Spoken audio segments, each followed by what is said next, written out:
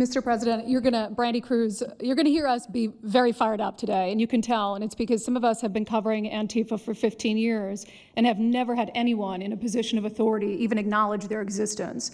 And I'll also tell you that I think that had you not done, the single most powerful thing you've done to deal with this scourge has been acknowledging that Antifa is a real thing.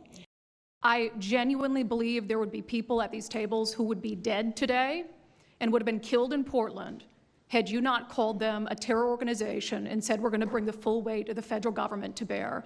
I talked to Katie Daviscourt in Portland the other day. She'd been assaulted all summer.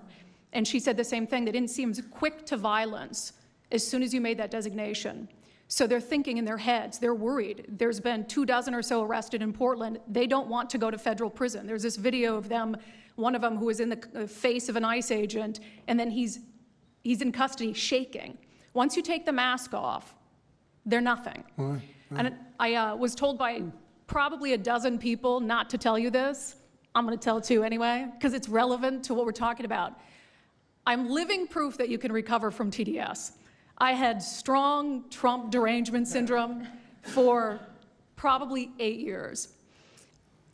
This is one of the reasons I recovered from it. And by the way, it's much better to not have TDS. I'm happier, I'm healthier, more successful. I even think I got a little more attractive after I got rid of my Trump Derangement Syndrome. Yes. You know, I'm a reporter in Seattle, and frankly, I could not care any less what any of you have to say about this meeting.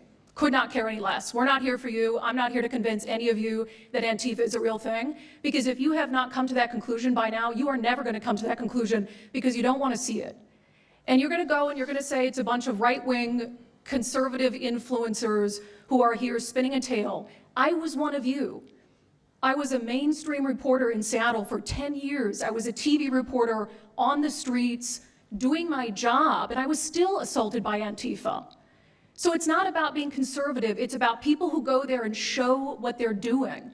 And when I saw, after all those years, that the media wouldn't be honest about what was happening, that Democratic politicians wouldn't be honest about what was happening, I thought, well, gosh, if they're not being honest about that, maybe they're not being honest about President Trump either. And it opened my mind to just looking at things for what they were.